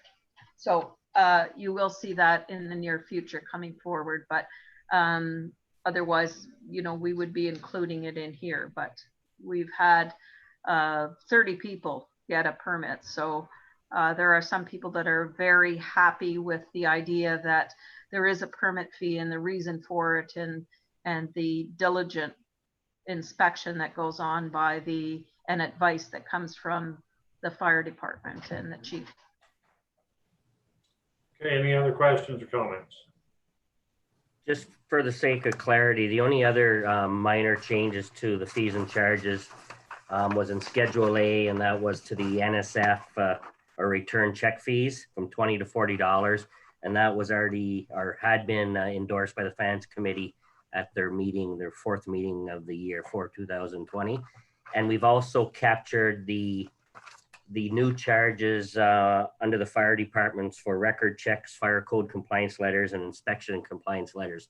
That was adopted by council earlier in this year, and we're just picking that up and putting it as part of the fire schedule on the fees and charges bylaw. So that was the only other additions other than what Director Hill has summarized. Anything else? Okay, all in favor? Carried. The bylaw 48/2020 being a bylaw to amend bylaw number 29-2016 as amended to establish fees and charges for services, activities, and use of property provided by the town of Renfrew be read a third time and be passed. Over, please. Councillor Evans, second by Councillor Hines. Again, any questions or comments? Hearing none. All in favor? Carried. Okay. That the minutes of the Parks, Recreation and Facilities Committee meeting held June the 16th, 2020 be received. Mover, please. Councillor Sidney, seconded by Councillor Hines. Okay, I've turned over to Councillor Sidney for his report. Okay. So first off, we had Revimo come and do a presentation on the concept of putting an additional road at Mattaway going on to Opeonga Road. Great discussion. We discussed many reasons as to why it could be beneficial, and that we also discussed how we could do most of the work in-house with our skilled and heavily equipped staff within the town. And it has been put forward for discussion at the Development and Works Committee, and I believe that will be on their agenda in the near future. So that was good. See where that goes. We did have a letter from a taxpayer that in regards to Smith Creek, wondering if it could be developed a little bit more for canoeing and fishing and maybe a couple of docks and stuff like that. And that's being reviewed by staff. as well as looking at the county and as well as Wentworth landscaping for possible development. Again, the fees, we just discussed that. And along with the Opiongo Road, talked about the engineering proposal. What would it take to do that? Stuff like that. Looked at committee priorities as something that's been laid out for all departments to kind of review. We've talked about the paving, the road at Mattaway, looking at Millennium Trail, possible lighting at the Bluegrass camping area oval, where skating was done last year as well. So those are some things that we might bring forward for next year. Looked at our operating budget. Huntergate Mattaway Park walking paths. We actually had a meeting today, and that has started. So it should be completed in the next couple of weeks to have those walking paths. And the museum, because the Parks, Recreation and Facilities, we're also responsible for facilities in the town. So we're looking at the replacement of the museum's roof. So we discussed that as well. And the Mattaway expansion, we continue to wait to see where the government's at with that. But the government has asked us a couple of questions, so we're hoping that is positive. And that's about it. If anybody has any questions. Okay, no questions? Hearing none, all in favor? Carried. Okay, the Renfrew Town Council approved the installation of walking paths, benches, and trees in Hunter Gate and in Mattaway Activity Park. And further, that the cost for the above be funded from deferred revenue cash in lieu of parkland. Over, please. Councillor Sidney, seconded by Councillor Hines. Again, any questions or comments on this? Revimo. Yeah, just curious, how many trees are we talking about? To my eye, it looks like probably 30 or 40 in the Mattaway portion. I'll have to ask Director Hill. The trees or the pathway going through Mattaway is to complement the trees that have been planted through the TD tree program, the Toronto Dominion Bank tree program. There's probably on site there upwards to 200 to 300 that have already been planted. But we will be planting in Hunter Gate 5 mature trees, larger caliper trees, as well as a number of trees in and around the Mattaway area. Probably looking at about 10 to 15 trees being added there. Revimo. And so if I recall correctly, the trees at Hunter's Gate aren't funds from taxation dollars. They're monies from parkland contribution when a developer signs a development agreement and a site plan. That is correct. Okay, thank you. Okay. Councillor Koulas. So this is not as it was originally read in lieu of parklands. I somehow I seem to have misunderstood that line in the motion. These trees and so on, park benches and whatever are in lieu of. This sounds an awful lot like somebody's giving us a bunch of trees and benches so that we don't in lieu of actual open space, green space in a development. Is that right? That is correct. As part of the Hunter Gate development, the developer offered to compensate the town with a cash contribution of $66,000 as opposed to providing vacant, landing in lieu of.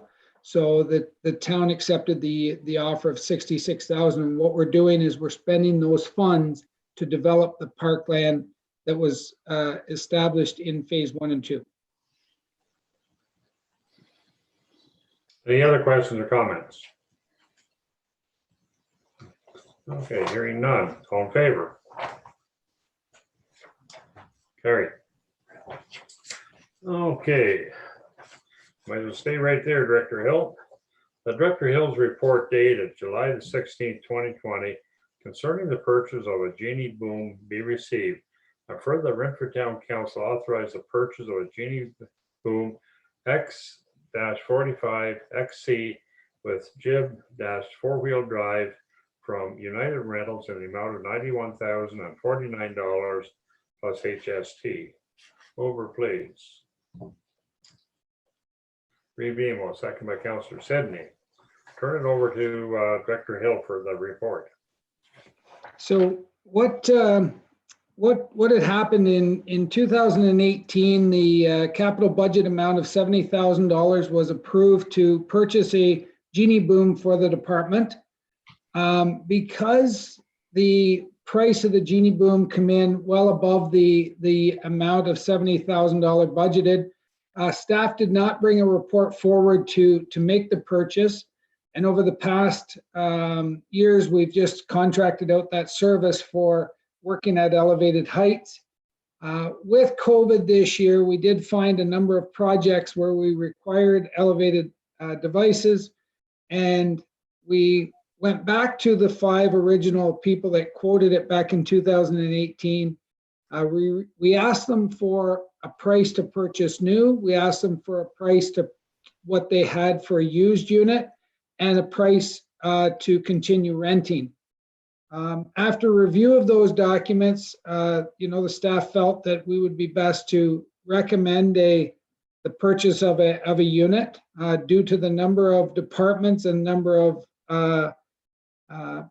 projects that we do that we could utilize an elevated device such as the genie boom recommended for purchase.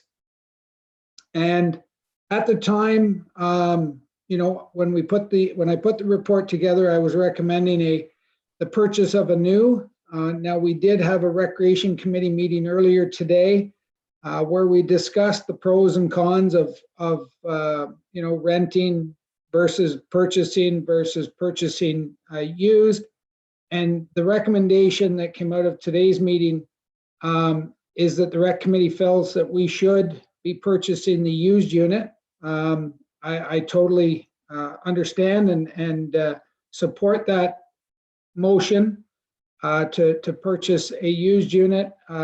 United Rentals does have a service plan available that we can purchase on an annual basis from them. And they've assured us that the unit has been overhauled and checked over. It doesn't have a lot of hours on it for the year of the piece of equipment. And therefore, from a department standpoint, we need the piece of equipment. Back in 2018, we needed it.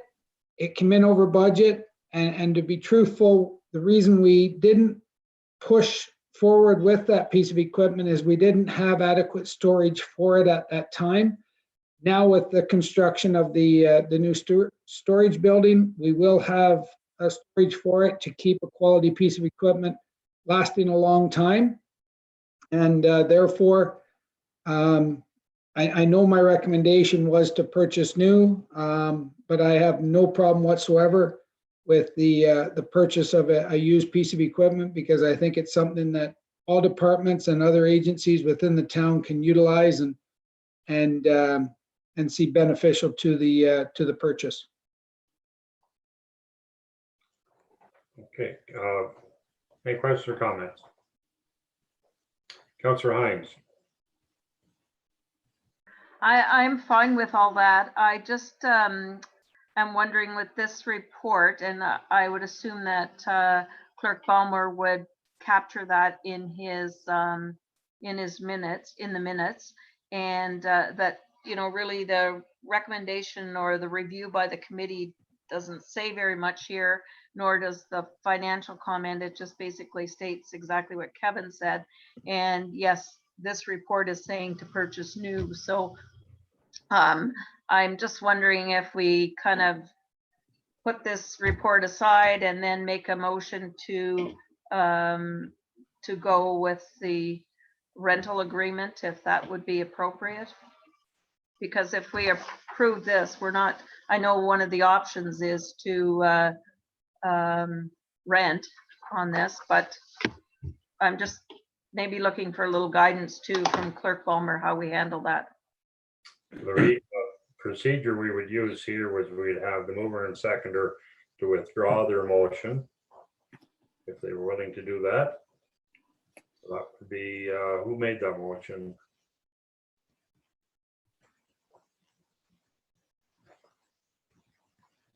The motion to purchase a new Genie Boom from United Rentals was moved by Reeve Eamon, second by Councillor Sydney. So that motion's on the floor. Are you willing to remove, are you willing to withdraw your motions? Sure. Absolutely. Yes. Okay, now we'll need a new motion to buy the used one. I don't want to draw up a quick motion for that. I've heard both used and rental. I think it was the used From rental. Genie Lift 2013 model from United in the amount of $38,015.54. Was that correct? That'd be correct. Okay. That's correct. Now, So the new motion would read that Director Hill's report dated July 16th, 2020 concerning the purchase of a Genie Boom be received, and further Renfrew Town Council authorized the purchase of a Genie Boom from United Rentals, a 2013 model from United Rentals in the amount of $38,000, $38,015.54 plus HST.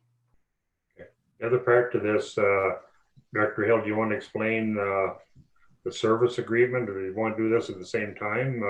Or do you want to bring the service agreement back at another time? No, I feel that the service agreement will be an annual operating that will have to include within the budget for that piece of equipment. So that will have to be approved, and it will be looked upon as an increase to the Parks Rec and Facilities budget for 2021. Okay, we'll leave that alone then. Okay, you've heard the motion. I need a mover, please.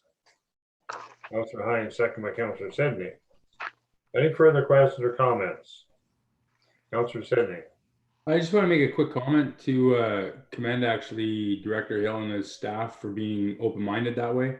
We did go into the meeting wanting to purchase a $90,000 piece of new equipment, and through great discussion and fiscal responsibility and everything that's going on, we've actually saved about $53,000 and still have a bit of warranty and stuff like that. So kudos to Director Hill for being able to adapt to that. That's great. Okay, any other questions or comments? Okay, all in favor? Carried. Okay, that the minutes of the Development and Works Committee meeting held June the 9th, 2020 be received. Mover, please. Councillor Coolidge, seconded by Councillor Evans. Turn over to Councillor Coolidge for his report. Okay, we had a couple of delegations at that meeting on June the 9th.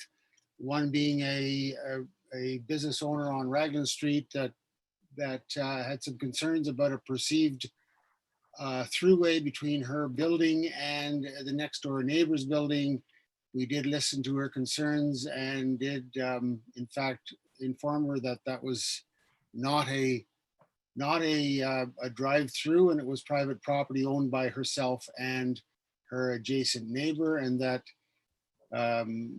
discussions between the two neighbors should take place, and I believe they have already taken place. The second delegation was from Tom Sidney, representing his property at on Gillen Road at 779 Gillen Road, next door to the Haltink Garden Center and the road access that splits these two properties. There was some concern about noise, dust, excessive use of the roadway. The nursery was using it primarily for transportation of goods in and out without using their main gate, and also staff in and out. And we did come to a amicable arrangement between the two parties that that saw it resolved fairly quickly. They both made concessions, and it resulted in us not having to barricade the road allowance that belongs to the town of Renfrew. That road allowance is used quite extensively by snowmobilers in the winter to access some of the services out on O'Brien Road and the box stores, and also by ATVers and the like. So that was resolved.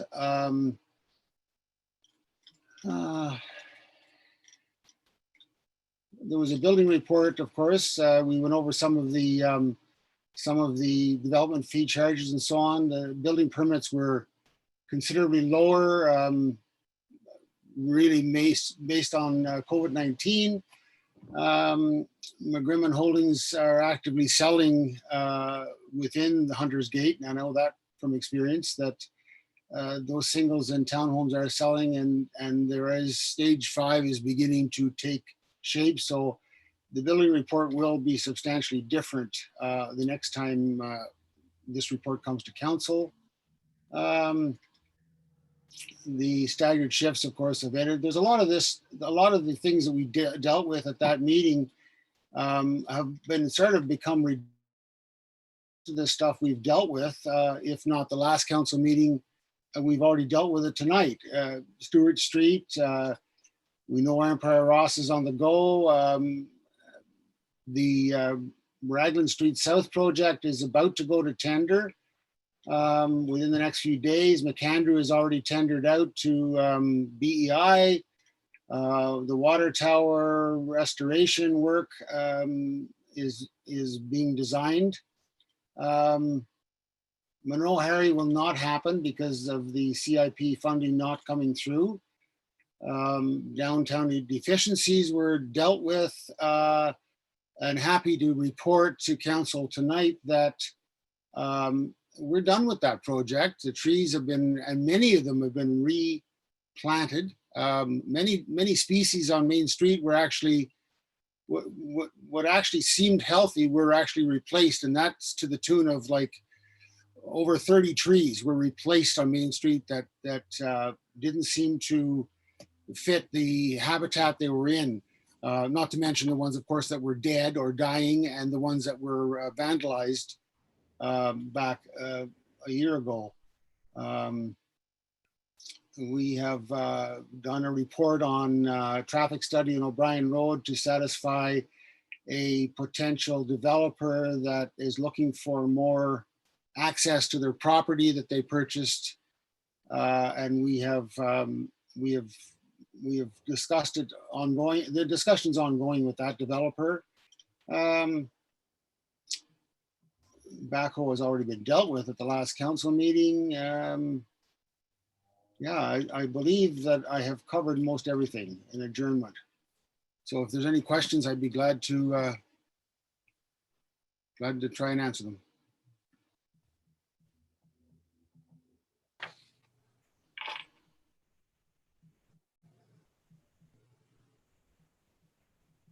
I was muted.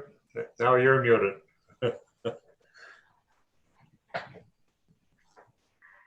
Just two questions. Good coverage of that meeting. McAndrew, we approved that last council meeting in June. I thought it was like starting right away, but I don't see any action there. Is there a date on that, or? Actually, I think Director Aslan might be better to answer that, but I believe it's supposed to start any day. Okay, unless it started today. I haven't been down there today, but. Yes, that project is going to start very, very soon. They've just been doing all their paperwork, but they're certainly going to move on it very, very, very soon, probably in the next week. Okay, thank you for that.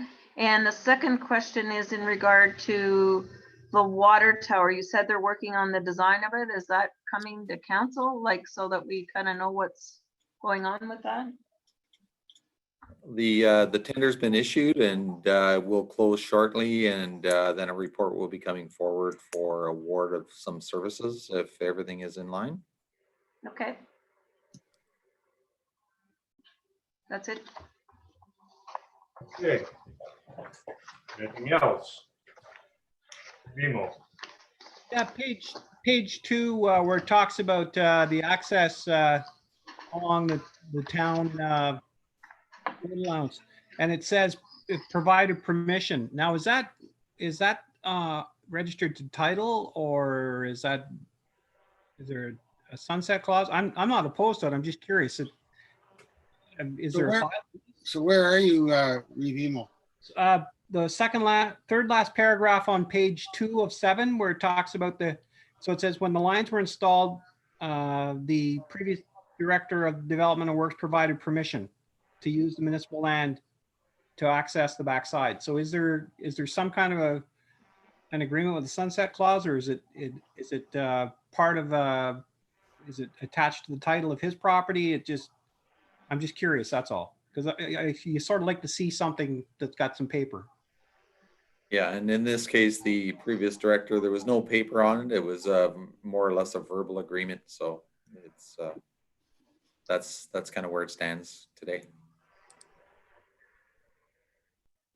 It's a line in the sand, Revimo. Okay. And it sounds like it was resolved anyways. I thought that. Absolutely it is, yes. Oh, yeah, I'm not questioning the resolution. And I mean, I think Councillor Sidney could attest to that. It's It's all I mean, good. I guess putting barriers up and not having any vehicular traffic in and out of there would be would satisfy one party and maybe not the other. This way, I think we have it. It's calciumed, so there's no dust. To elaborate a little bit more, the garden center owners are the only ones to use it with their own passenger vehicles only. And from what I understand, that's what's happening now. And so I'm not interested in relitigating it. My only concern was making sure it was documented, because it is municipal property. There is some liability there for us. That's all. And I'm not trying to interfere with this operation or anything. I was curious about whether or not there was any kind of documentation on it, and how our liability is apportioned. Councillor Sidney. I just want to make some clarification, seeing as my name and address was put into this. It was done through my wife and my business, because I know the first allegation's name and address wasn't brought up. It has been resolved. It's been a lot better, and I appreciate it. Thank you very much.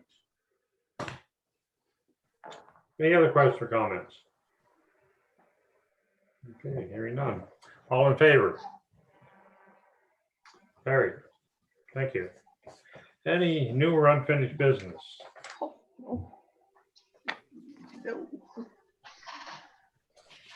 Okay, hearing none.